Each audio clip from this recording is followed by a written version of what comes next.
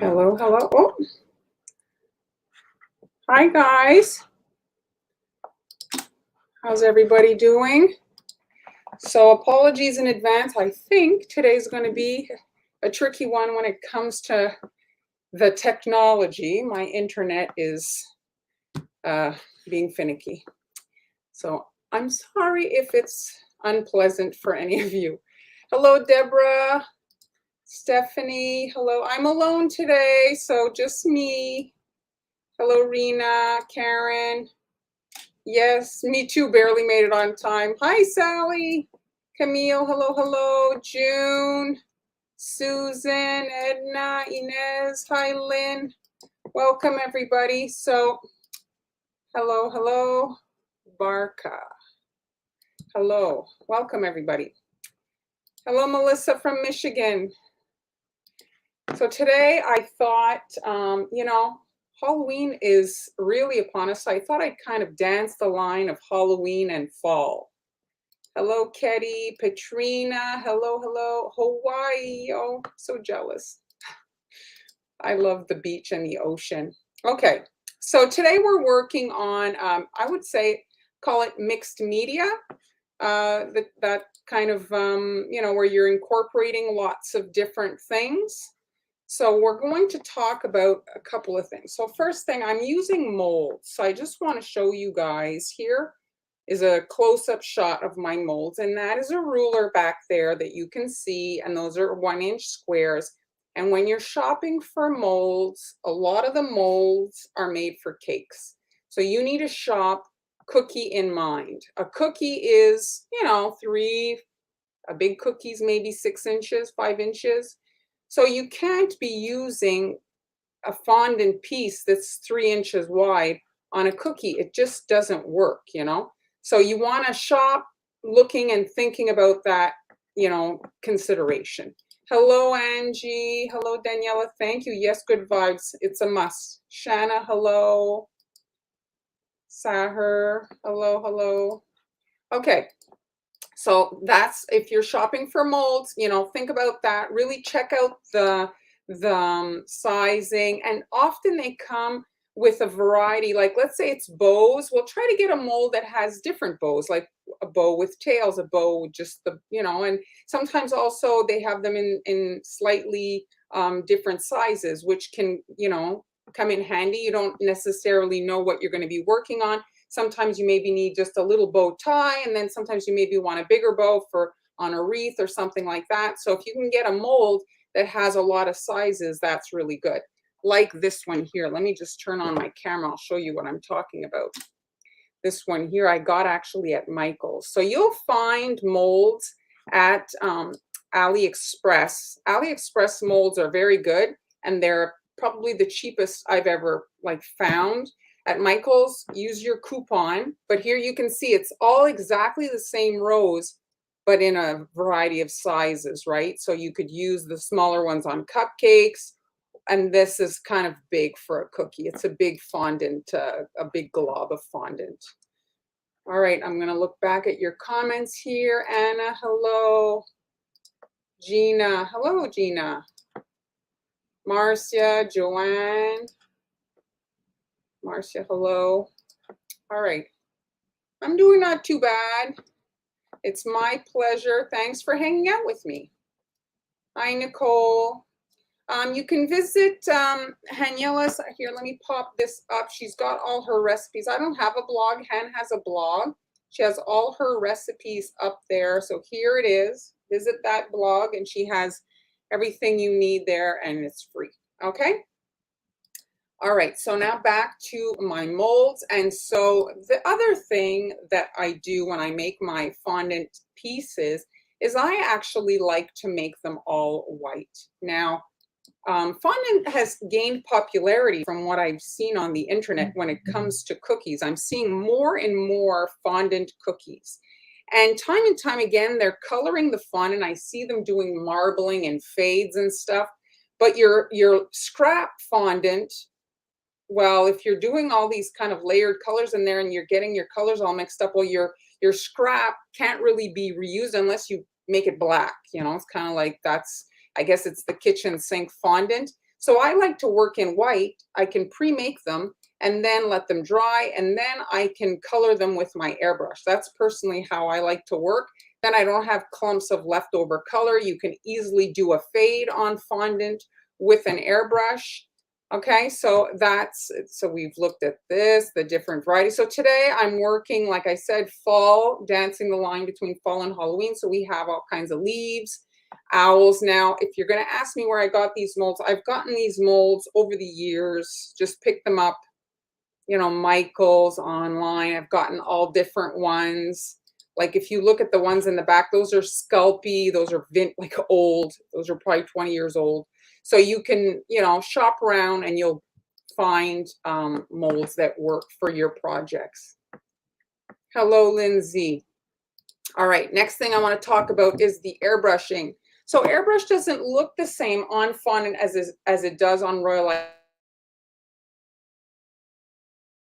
leftover icing, and I sprayed them, and that I just wrote on them in pencil what color it is. And it's kind of like my template, because you look at the bottle and you get the little color on the top, but it's not really like the color, right? So it's nice to have the true color. So you could cut little fondant circles, or you could do this and you'll have like an actual visual of the color, what it's going to look like, And the other thing that I like when you do little fondant or royal icing transfers airbrush, well, you get a really different finish. So if you're doing mixed media, it really changes up the coloring. If everything is the same, like the fondant is all the same tone, well, you don't get a lot of, difference. It doesn't look like, it just becomes very flat, Another thing you can do is the shellac. You can shellac them and make them, you can make them shiny. What is Liza asking here? The acetate plastic, okay, Liza, when you're piping your royal icing transfers on that, what I like about that particular thing is that the back is completely flat. Now, sometimes it doesn't matter, but if you pipe on wax paper, I find specifically, the moisture transfers and you get like a little wiggle, like a wave underneath. When you pipe on acetate, you can literally use the backside of your royal icing transfers. It's super flat and very shiny. So that's the why I like to use an acetate. You don't have to. Wax paper and parchment paper work very well, but I do like acetate, okay? So now I was coloring these guys, and the first one I decided to color was the mushroom. So if we look here, I have a little video. I did these little mushrooms, and aren't they so cute? So you want to make them in advance, just the little mushroom with the fondant, and you want to let them dry because we're going to be handling them. So now I'm just going to play you guys the video. So that is some red icing, royal icing, dries hard, and I'm just dipping the tops to get that classic little mushroom look, and they sell a nonpareil micro nonpareil, and I'm sprinkling that while the royal icing is wet, and I'm getting these super cute tiny mushrooms. These mushrooms would work on so many different designs. You do a little gingerbread house or any kind of little cutesy thing, woodland theme. These little mushrooms would be so cute, and they were much easier to do this way than if you were to paint them. They didn't get sticky and gross. The icing, the color, like when you're painting sometimes, like there can be moisture transfer and the color kind of like seeps away. When you dip in the royal icing, it just sets like where it is, as you can see there. Let me play that again for you. The video is short. We'll just look at it one more time. So runny icing, because you don't want to have a long kind of drip at the end. I'm just rubbing the end. That's parchment paper. Okay, while they're wet, I'm sprinkling the little, it has to be the micros. If you're working on a very small transfer, you can't use the regular nonpareil. These are very, very small. And, depending on your project, if you're working on small things, this makes a really great cookie snow. Okay, so that's it. Any questions so far? All right, I will continue then. So I did do some stuff in advance just because, it's live. Oh, something just popped. Thank you, Shanna. So something just popped up. No, let me look at my video. Okay, so these are my cookies. I'm cutting a hole in the cookie, okay? So this is freshly cut, like it's room temperature. And then I'm taking my rolling pin and I'm re-rolling that circle to make it about, as you can see, you know, roughly half the thickness. If you want, you can use a guide, okay? And then I'm putting it back in the hole because I just want that to be a little bit more inset. So it's optional, you don't have to do it, but that's what I did. And then the little inset, I'm coloring the hole in black runny icing just to create some darkness. I'm trying to create kind of like, you know, like a hollow, like you see it more with a log, but because of like Halloween and stuff, I decided to work with a pumpkin. Okay, so where did I put my cookies? So let's just turn on the camera. Whoops, wrong. Do that there. All right. Any questions? Sally takes note. That's good. So yeah, it just creates, like, if you see here, look, it just gives it a little dip in, you know, and it could work for a lot of little things. If you do an ornament, let's say at Christmas, you could have like a little snowman in that little inset area. It's just a little, you know, a little detail. I don't know if it's really, but in my cuckoo head, I thought it was just going to give it a better look. What did I do? No needle. Hold on a second. I looked at the clock. I thought it was like 11 and it was 12:30, so I had to hurry up. Hearts, yes, absolutely. Hearts, ornament, yes, a lot of you know, the point also of this is not just for you guys to do exactly what I'm doing. It's to inspire you to do what you want to do. All right, so this is just regular icing, kind of like the hybrid, you know, that heals and you can outline as well. And so I'm just doing the pumpkin area, and you can, if you want, you can do the segments, you know, like we see the pumpkin done, kind of to create those bumps like a pumpkin. But in this particular case, much of the pumpkin will be hidden. So I didn't think it was worth it. So you use the hole there around to kind of guide yourself to draw this circle. And this is you're gonna see it's very organic. And so the fact that the circle is not perfect doesn't matter, okay? And then you just want to flood the whole thing. And ideally you do let it dry a little bit so that when you're working, you don't crush it. The icing is fragile when you start adding more decorations on top that are heavy, like the fondant and different things. You can crush your freshly like crusted icing. So that eggshell that forms as it's drying, that's fragile for a bit. So you don't have to wait overnight, but you want to wait an hour before you kind of go on, you know. And in this particular case too, the other thing is I'm using cookie moss.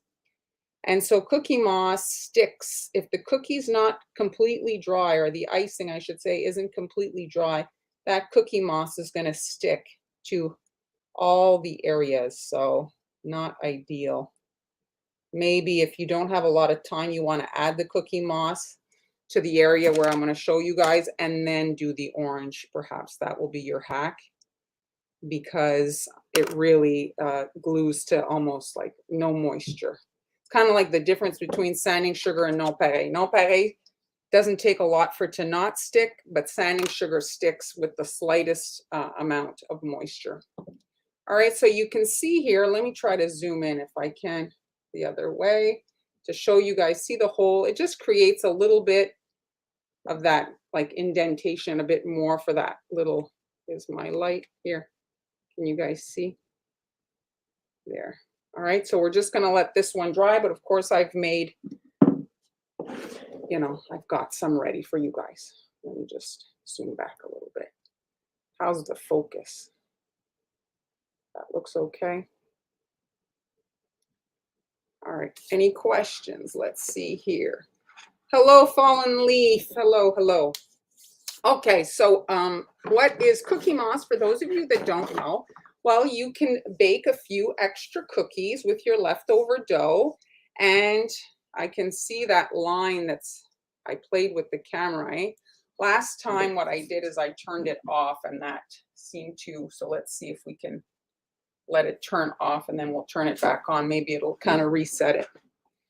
Hello, Leanne. So cookie moss is cookies, like bake a few extra cookies, and then you put them in the food processor with a few drops of green food color, and then you get basically like graham cracker crumbs that are green. And then you can attach that to your cookie with icing and it creates a moss. All right, there it is. So let's see if when I restart. Yes, that's better. There.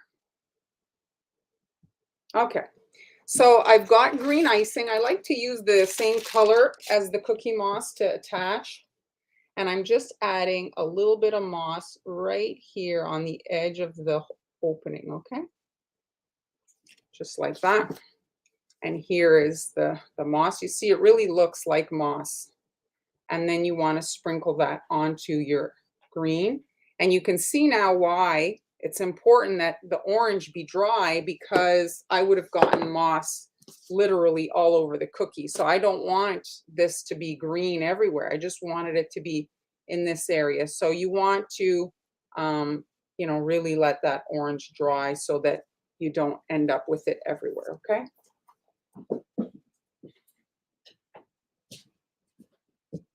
So here, let's look at, before I go on to the actual decorating, let's look at all the decorations that I made here. Those are the owls over there. Okay, so here are my fondant pieces and I airbrushed them. Now, if you look at the leaves, you can see I did a little spray of green, a little spray of orange, of yellow. Then I used a marker for the veins. Now this you couldn't do with fondant. If you were to just color it, you know, green, it wouldn't give this effect. So airbrushing, it just, you can do more. I find it's like you're painting, if you're painting cookies, you know, you're painting your fondant decorations. Look at these little pumpkins, how cute they are. They're just not so like one-dimensional and flat. Then some little sunflowers, you know, depending on the,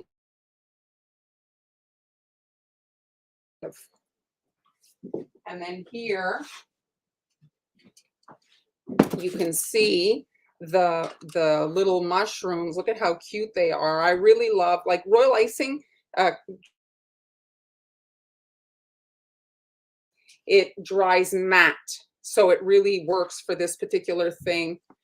What is Claudia asking here? I did bake, I put that cookie that was rolled flatter. So let me just replay it for you. Hold on. So here, the video is super short. So I rolled the dough thinner for that hole, and then I put it back in the hole, and then I baked them. And so it kind of remelted, but it created that little indentation.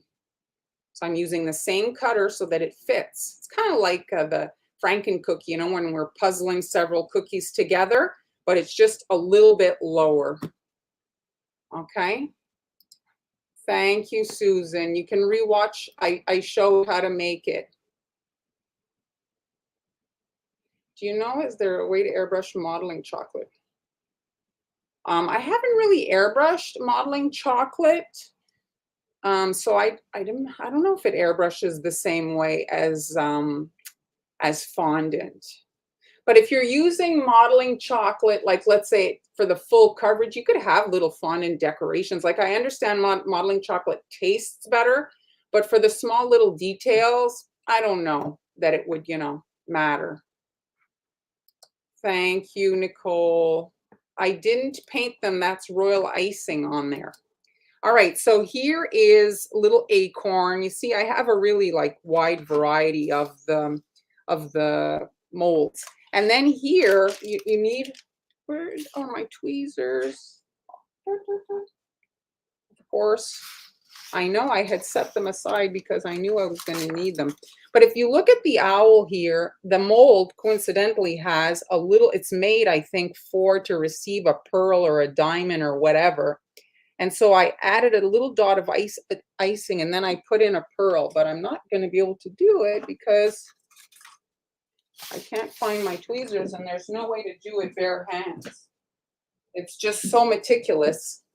The other option here, let me do it with so I'm just going to do a little dot of icing in each eye hole. And then I'm going to put some icing on my counter here. And then I dip my needle, my boo-boo stick, with a little bit of icing gets stuck on there. And then you can stick the pearl, and you see you can pick it up very precisely. That was double. So you have to re-dip sometimes in the icing to get it another one, you see? And then you can kind of like put your pearls in, and then you get your little detail. So these were airbrushed. I did a little bit of yellow and then 2 shades of brown. This acorn is actually painted gold, and then with a marker, I did the edges.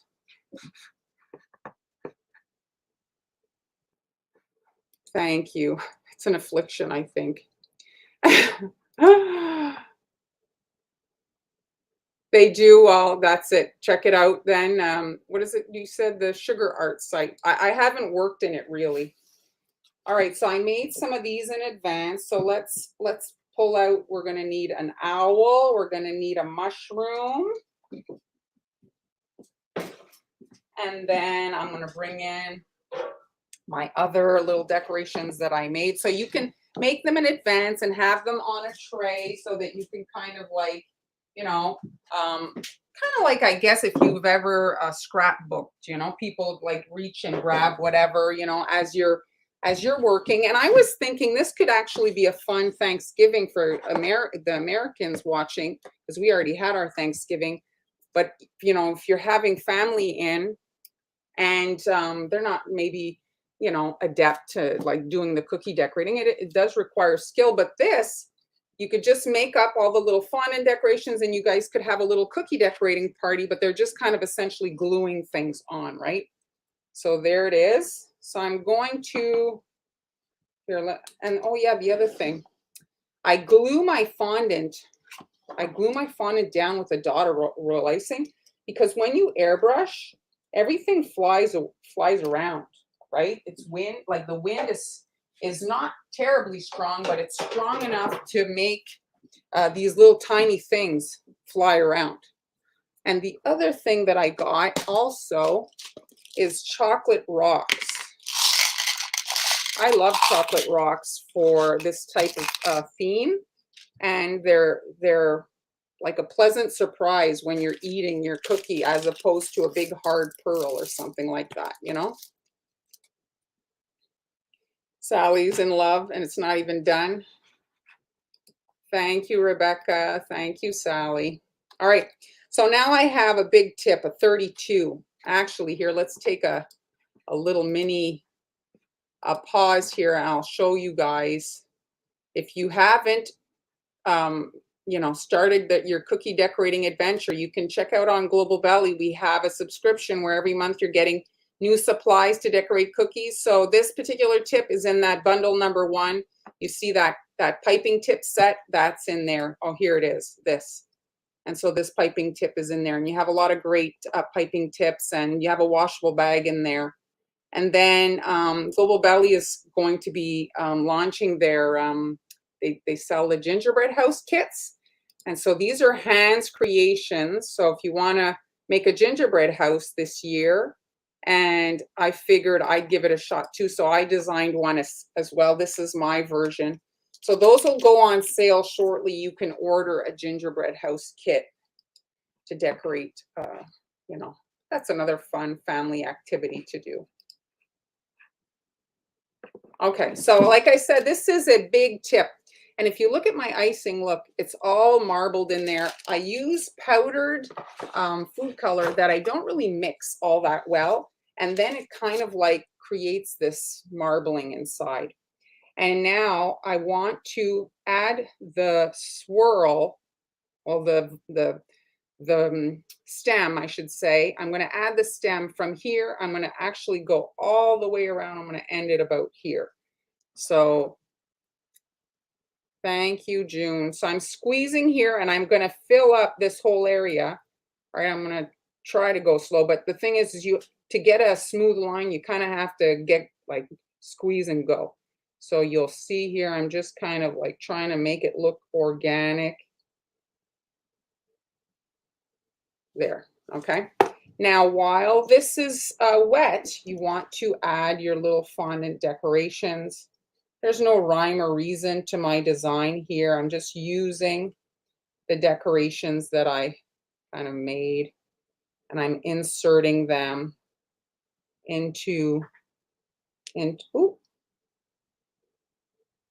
the icing while it's wet so that it sticks, right? And you can add some of your rocks.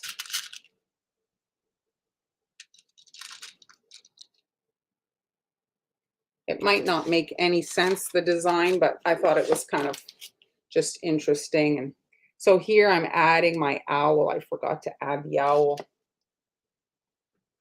So he's or she or whatever. Oh, I went a little bit too crazy with my icing, so I'm going to pull it down there. So there's the little owl. And then right here, I'm adding the mushroom. Like that. And if you want, if you have, you can add, with royal icing, you can do a royal icing leaf on it, you know? And you can get as creative as you want, add as many things as you want to it. And then I just did little dots, little 3 white dots all around it to create a little bit of cuteness, you know?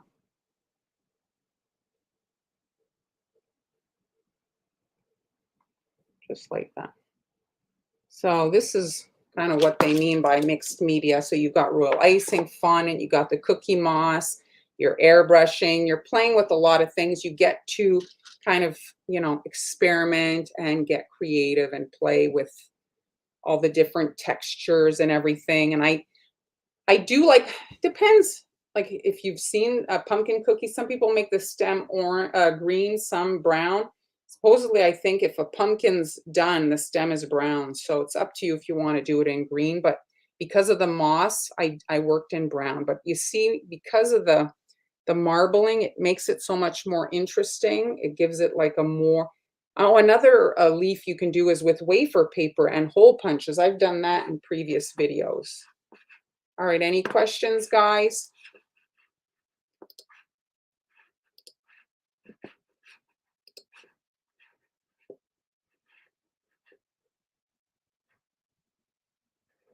Thank you. Yeah, I like the star tips when you're piping the stems for the pumpkins. It gives it like a bit more of a natural look, like if you've looked at pumpkins at all.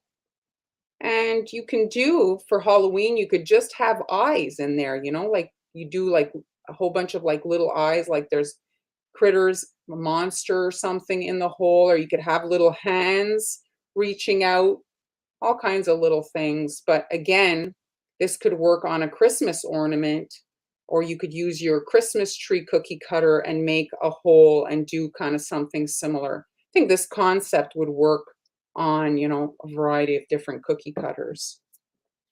Thanks, Gina. Thanks. Thanks, Camille. The tip is, it's kind of a big one. It's 32. But, you know, anything kind of up or below, and it depends on the size of your pumpkin. If you've got a smaller pumpkin, you can get away with a smaller tip. And if you go slower and squeeze harder, well, your line can get like wider. Here's my other one, my prototype here. Let me bring this one in. So there. I didn't end up using the pumpkins that I made, but you see every time, because of the marbled icing, you get like a different kind of look. They're just fun. I did do a little marker on his belly, and you can, you know, every night make a few of the decorations and kind of like create your little stockpile of decorations. And the thing is, if you're working in white, like here, let me show them again. If you're working in white, well, you can color them when you need them. Thanks, Camille. So you can color them as you need them. So now I painted my leaves to look like fall, but you could paint them, just green and like, maybe not just all one green. You could do darker and lighter, maybe a little bit of brown for shading. But if you don't paint them well, you can kind of coordinate them more with what what your actual project is. Thanks, Gwen. Thanks for hanging out. Thank you. Glad you guys enjoyed it. So that's it, guys. So if you're not signed up yet, you can check out my Cookie School group. I have lots of tutorials there. And yeah, look for the gingerbread houses. Oh, here's I took a little video if you guys want to see it spinning. I left some of the cookie dough showing on the roof. I thought, the whole point of gingerbread, I'd leave some of it peeking out. Yeah, that was a fun one to make. Any last questions before I go? Thanks, Angie. Ruth Miller, thank you. Thanks for joining us. Me, what am I saying? Us, Force of Habit. Thanks for joining me, Sally. Thanks, guys. Thanks for hanging out. And I guess I'll see you on Tuesday. I'm not sure if I'm on Tuesday, but somebody will be here. I'll just, oh yeah, just to show you before I go. One more time, Hans. There's Hans Gingerbread Houses. So look for that in the coming weeks.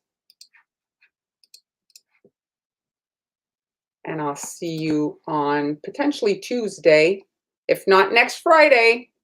Bye, everybody.